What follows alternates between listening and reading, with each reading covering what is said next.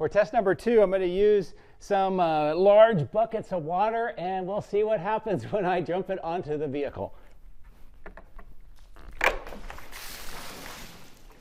Well, with that test with those buckets of water, I can say that a lot of water did in fact get inside of the front trunk, including the tub area. So I guess that answers that question. So something a little bit different that I want to talk about today that has to do with this. This is a Model Y Standard, and I'm out here in front of Giga, Texas. I've had an opportunity to get this vehicle from Tesla for about a week or so to do some testing, and also just sort of get my impressions about what the Model Y Standard is like. Now, you may recall that I was out here, one of the individuals that was able to do the kind of the preview of the Model Y Standard just before it was released, and that was a really great experience. I got a chance to fly the drone around and show you some aerial shots of what the Model Y Standard looks like and kind of the initial impressions that I had at that time. Now I get a chance to drive this around for about a week or so and kind of get a more personal experience about what it's like to actually have a Model Y Standard. And I just want to do this a little bit different rather than just sort of a driving around video and kind of talking about things that maybe other people have covered. What I want to do is talk about some of the things that you may notice after you own the vehicle that may or may not be important to you. And you know, the biggest thing, of course, is that it is a Tesla. It does have access to the Tesla ecosystem that we're all aware of and we all enjoy, with the screen, the app, and the basic functionality of the vehicle. So all of that is present with the Model Y Standard. Of course, there are some differences, and I want to show you what some of those are. No particular order, but things that I have noticed kind of interest as I drive the vehicle around. And I hope that you find this informational and maybe helps you a little bit with the decision making about whether or not you would like to purchase a Model Y Standard, or if you would like to go with a higher line vehicle, maybe a premium all-wheel drive, or maybe the Performance. So let's get into the discussion. To start off this review, let's talk a little bit about this car that I am in. This is a Model Y Standard. It is the gray exterior, and it's pretty much the base model as far as all the options that you can get. As far as the pricing, if you go to the Tesla website, you'll see that the cash price for the Standard is $39,990. You can finance that if you would like that option, and it's about $529 per month. Now, interestingly enough, there is no lease option for the Model Y Standard right now, so your options are pretty much a cash purchase or the finance purchase. If we just consider the cash purchase price of $39.90 as the base, what does that get you? Well, it pretty much gets you this vehicle as I'm in it right now. Now, if you want different colors, you either have the stealth gray, the white, or the black. Those are no-cost options. The base wheels that are on this vehicle are 18-inch steel wheels with plastic wheel covers. If you want the 19-inch cross-flow wheels, that's another $1,500 option. So I'm going to leave the build sheet right now for this discussion as the exact one that I have here with the 18-inch wheels. It is possible to put the tow package on this car. It has the provisions in the lower part of the rear bumper, so that's a nice thing to have. Now, as far as the interior, this is the interior that you get with the Standard. It's black. It's got the cloth seats and the cloth inserts on the door panels. You do not have the accent lighting, which is on the dashboard or the door panels that you would get with the Premium. Of course, the roof liner is solid with a cloth interior treatment. It doesn't have the glass, and there's a variety of other options that are missing or not available with the Standard that you could get on the Premium. Now, you can opt for full self-driving. This car from Tesla has come to me with full self-driving, and so I got a chance to try that out. If you do not purchase full self-driving, the basic option that you have there is traffic-aware cruise control, which is significantly different and not anywhere near as capable as the autopilot would be. But if I were to add that in to the sales price for this vehicle so that it's exactly what I'm sitting in, then we can look at what the rest of the prices are. Now, you could get the home charger for $450, but the nice thing is that the mobile charger is included. There's a lot of different accessories that you would have an option to purchase as an extra cost. That would be the interior mats. This car does not have interior mats as it came. The rear parcel shelf. You could get an air mattress if you want to camp out in the vehicle. You could get all-weather interior liners, and you could also get a roof rack if you wanted.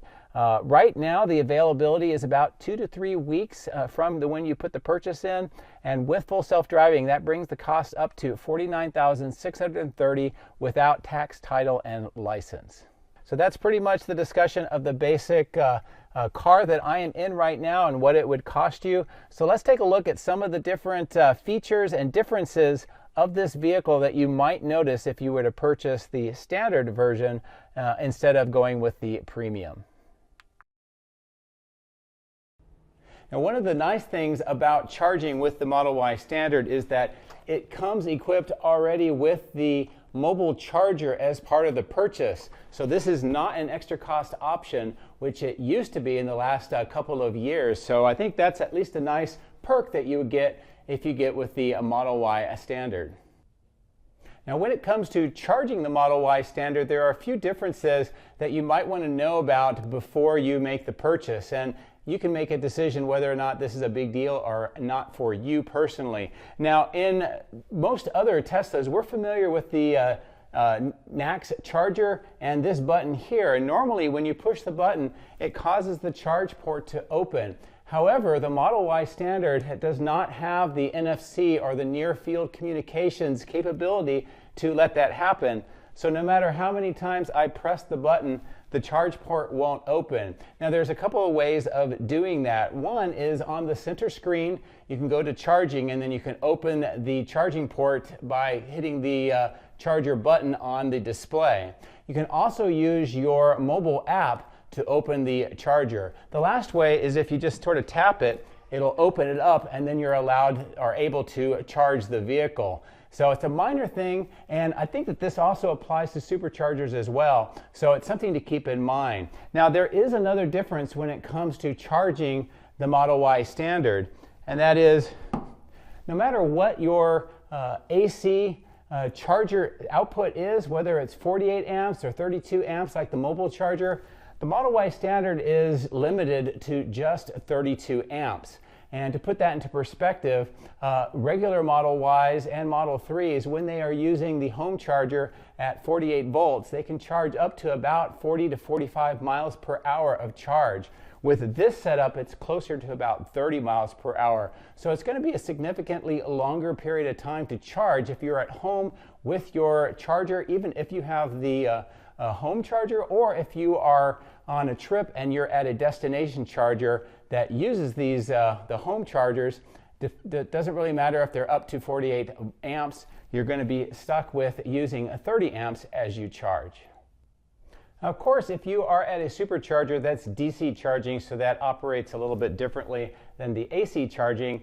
So your experience there should be similar to what you would experience with a different version of the Teslas, whether it's the premium Model Y or another one of the vehicles in their fleet. When it comes to tire pressures, the Model Y Standard is a little bit different than the rest of the Model Y lineup, and that has to do with how you measure the tire pressures. Now, first of all, the tires that are put on standard are 235/55 R18s. They do have this plastic wheel cover with steel wheels. And so if you were to take these off, you would just see a steel wheel design. The access to the fill port is pretty easy to get to. It has this opening on the wheel cover itself, and I recommend using a electronic tire pressure gauge so that you can find out exactly what your tire pressures are. Now, why is this different? And that is because the rest of the Model Y line uses something called direct TPMS, or tire pressure monitoring system. That system has sensors within the wheels that directly measure the tire pressure, and then you get a display on either your app or on the center display of the vehicle, and you can tell exactly what the tire pressures are on all 4 of the wheels. With the Model Y standard, they went to a different system. It's called I-TPMS. That's Indirect Tire Pressure Monitoring System. And this is kind of an older technology that we saw being introduced maybe 15, 20 years ago, and that predated the use of the actual sensors in the tires. What this system does is it uses the anti-lock brake system to detect rotational velocity of the wheels. And through that, it can interpolate the diameter of the tires. And as the pressure changes, they're able to determine what the tire pressure range is. And if it drops below a certain threshold on the center screen, you'll get a display that will show which of the 4 tires is low, and it will highlight that in kind of a yellow box. You'll also get some messages if it goes too low, but other than that, you won't be able to tell what the exact tire pressures are for this vehicle. And you won't be able to get that on the app either because of the way the I-TPMS system works. So again, that may be a small detail, but it is important if you are purchasing this vehicle to understand how your tire pressures are monitored. When it comes to the exterior rear view mirrors, I did want to talk a little bit about these because there's been some misconceptions about what exactly you have with these mirrors.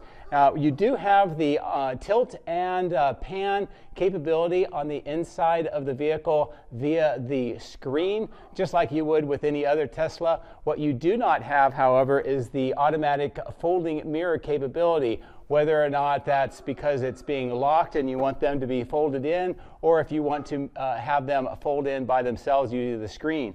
In this case, it's just pretty much manual, and you turn them like this, and they can also go the other direction. That's for pedestrian safety, but otherwise that's the only thing that you lose with the standard is the folding mirror options with the screen. Now, one of the differences between the standard and the premium, and it may be an issue for you or it may be not such a big deal, but I just wanted to point out that there are no seat controls on the seats themselves, no physical controls.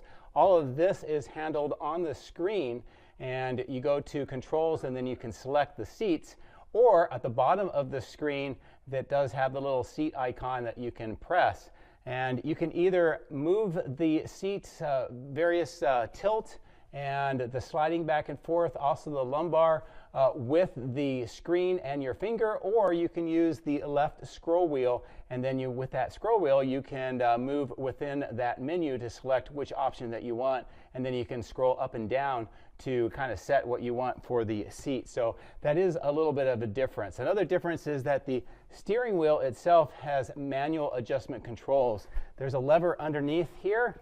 You pull it down, and then you're able to move the steering wheel up and down and set it to where you would like it to be. This is different because on premiums, it's controlled electronically with motors from the screen. Now, another couple of things that you might notice as far as just comfort and some of the conveniences and features in the back seat area of the vehicle. First of all, the one thing is most noticeable is that the glass roof is not there. You have this liner material that runs from the front windshield all the way back to the rear hatch. And even though that the roof material is a kind of glass, it's opaque, and it was pretty much put on there to retain the design aesthetics on the exterior of the car. But on the interior, you get this liner, and you don't get that view out through the glass roof. Another thing that you might notice right above me here where the light is the Model Y Standard does not have the coat hooks. So if you like to hold up or hang up your clothes onto these hooks in the back, you won't be able to do that in the Model Y Standard. And also, if you notice on the seats, there are no pockets in the back of the seats, so That's kind of another feature that you kind of lose out on if you are in the Model Y Standard. And I don't know if you think that that's really super important to you or not, but that is one of the differences when it comes to the convenience and the use of the vehicle. Of course, at the center display, we don't have a rear monitor. You just have the ventilation ducting, and the HVAC is controlled by the screen at the front. You do have 2 USB ports, which is kind of a nice feature. Another thing that you might notice is here on the center back seat, if you pull on this loop, you can bring down the kind of the cup holders and the armrest. This is a very different design than what you would see in the Model Y Premium, and it also has a different kind of effect when you have things in the back of the trunk area. In the Model Y Premium, the armrest comes down separately, and you can retain a kind of a wall divider between the rear trunk and the rear seats. And the Model Y Standard, it kind of is all one piece, and when it opens up, you have this kind of a gap that if you had materials or items in the back, you would be able to see them from the seat. It does have the cup holders, which is a nice feature, but it is definitely a little bit of a different design. And again, that would be something that you might want to consider if you go with the Model Y Standard versus the Model Y Premium. Now, one other thing I do want to point out is both the Premium and the Standards have these center headrests that do slide up, and you can do that if you have 3 passengers in the back. When we come to the back of the car in the rear hatch area, there are some details that you might want to be aware of. The package shelf is an optional accessory that you could purchase after the sale, and it does not come standard, although it does have the 2 kind of compartments underneath the floor area, and it has the provisions for that package shelf to store just like the regular Model Y Premium has. Of course, you do not have on the sides of the vehicle the power seats, because the rear seats fold manually on the Model Y Standard, and you also don't have the reclining feature that you would in the Premium for the rear seats. Another thing that you might want to notice is, again, with that center armrest down, how it opens up the rear hatch area to the rear seats, and there's no real way of blocking that off with this particular design. Of course, the Model Y Premium has a kind of a built-in wall in the seats, and the armrest comes out separately. So that is another pretty significant difference between the 2 vehicles. And the last thing, which is actually a good thing that they kept with the Model Y Standard, is that the hatch, even though it's a different design, does still have the power hatch capability. So just like the rest of the Model Y line, you can open it with the Bluetooth when you stand behind the vehicle with your phone nearby. You can open it with the center screen through your app, and also with the kind of the hatch button that's built in above the license plate. And when it comes time to close it, you just have the circular button on the underside of the hatch, and that will bring the hatch closed. So it's nice that that feature was retained with the Model Y Standard.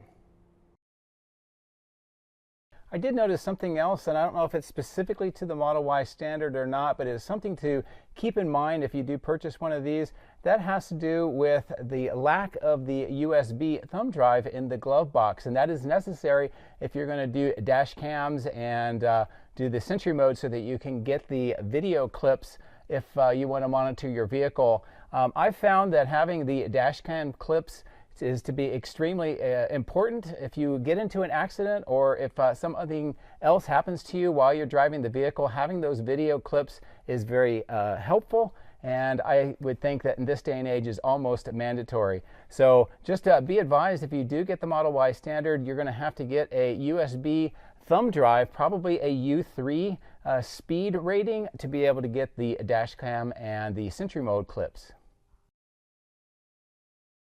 Now, one of the things that is the most either controversial or most asked about from some of my viewers about the Model Y Standard is the frunk area. This is very different than what you would see with the Premium Model Y, and most would notice right off the bat that the finishing panels and the tub for the frunk is very different. And this is part of the reduction in cost strategy that Tesla has approached with this vehicle, in addition to having that different front bumper and different lights, and it's most visible here in the front trunk.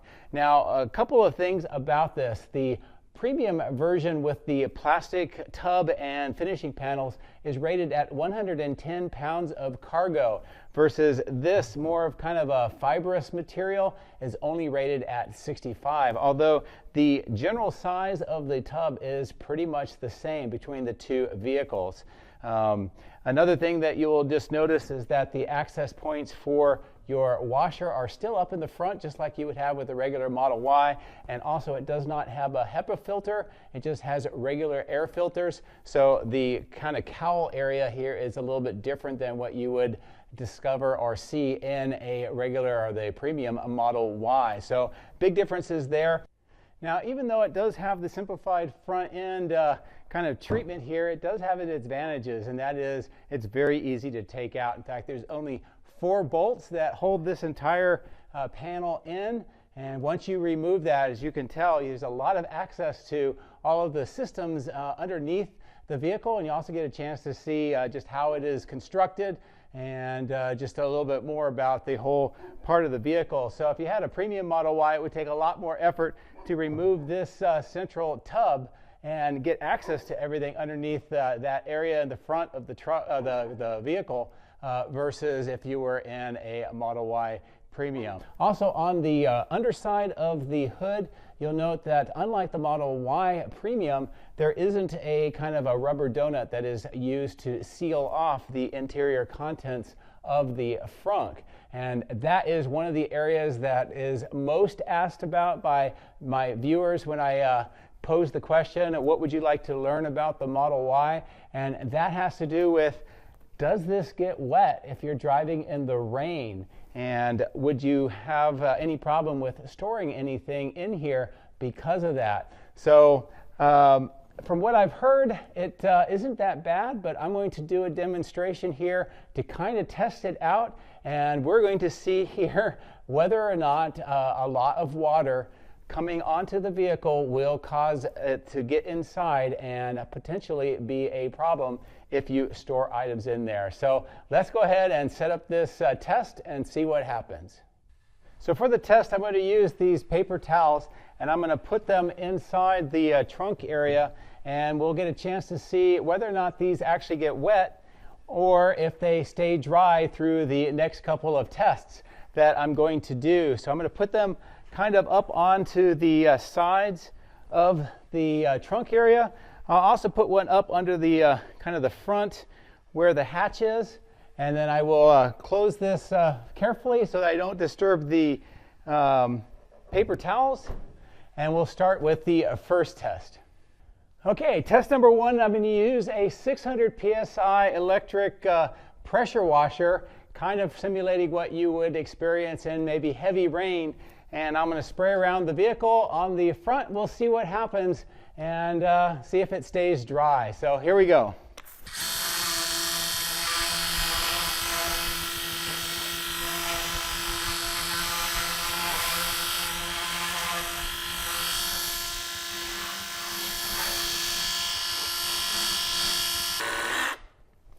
All right, let's see if it stayed dry.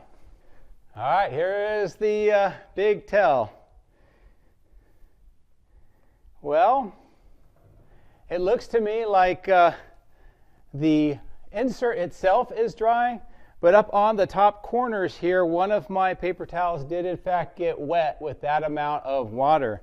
So at least for this demonstration, it looks like pretty much of a heavy rain. You might get a little bit of water along the sides, but so far the insert, the trunk kind of tub itself seems to be dry. So we're going to go to a little bit more of an extreme test here and see what happens with test number 2. For test number 2, I'm going to use some large buckets of water, and we'll see what happens when I jump it onto the vehicle.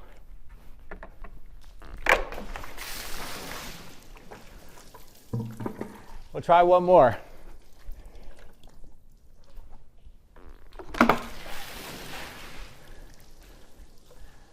That's a pretty good amount of water, so let's see what the inside of the trunk looks like with that.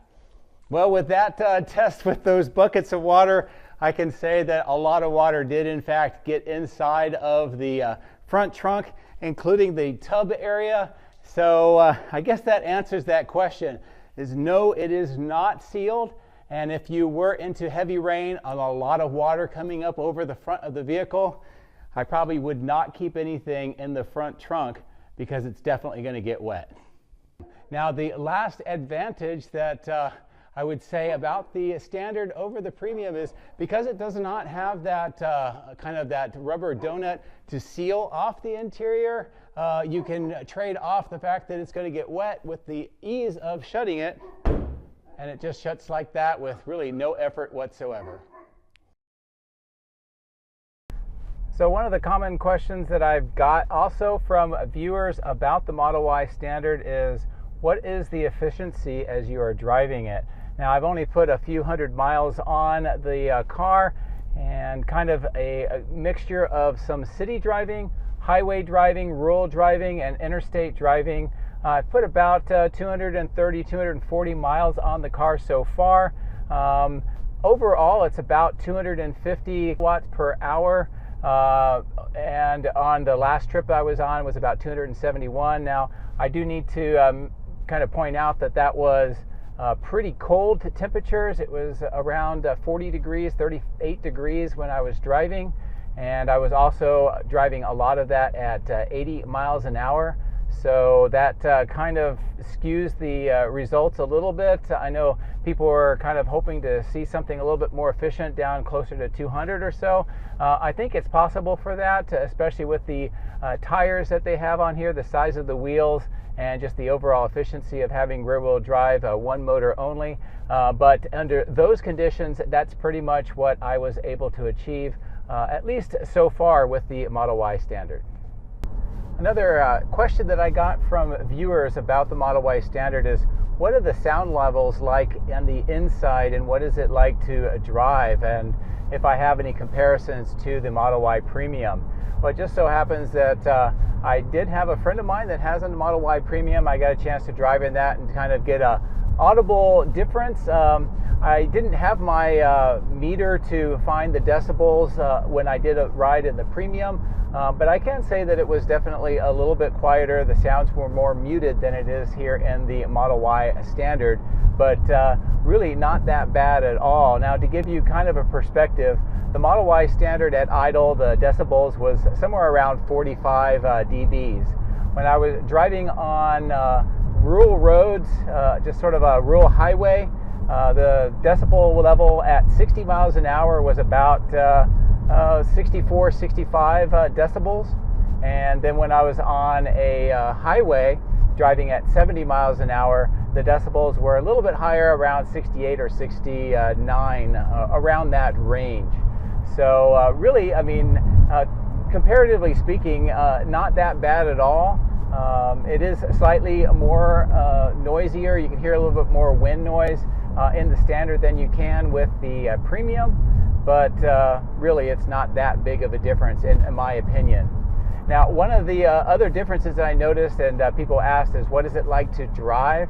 I would say that probably because of the suspension, it's a little bit sprung a little tighter, a little bit more up and down motions, a little bit more sound on the tires from the suspension as you're driving.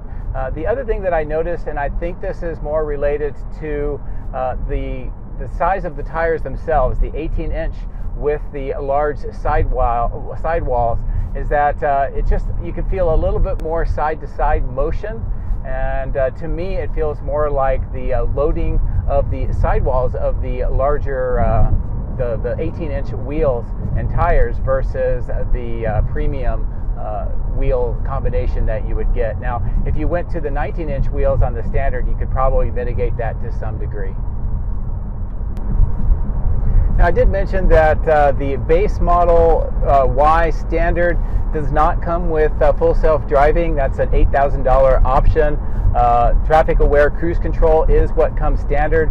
In this particular Model Y, Tesla loaded up the full self-driving software, and it is 14.2.1.25, so it's the most up-to-date one, and it drives pretty much like what you would expect with any Tesla driving in full self-driving, and it pretty much handles all of the driving for you. So you can get a monthly subscription, $99 a month right now, if you would like to try out full self-driving. Of course, you could purchase it at the point of sale, and also you can purchase that at any time while you own the vehicle. So all of the cars come with the hardware that you need. It's just basically figuring out how you would like to purchase the software, or if you would like to do a monthly subscription. All right, well, that was a lot of little different ideas and observations that I've had about the Model Y Standard after driving it for about a week and putting on a few thousand miles in and around cities, on highways, coming up here to Giga, Texas, near my home. It's a rural part of Texas and everything in between. Again, I hope that some of the things that we talked about were helpful and maybe a little bit different than what you have seen before, or maybe amplified a few items that you were curious about. As always, thank you very much for watching, and it's pretty cool to be able to do another car review about 4 months after we did the initial preview of the vehicle here at Giga, Texas. And I think overall it's a pretty nice vehicle. I think it would definitely fit into a lot of people's budgets and their lifestyle. The biggest question is, does the feature changes and differentiation make a huge difference to you or not?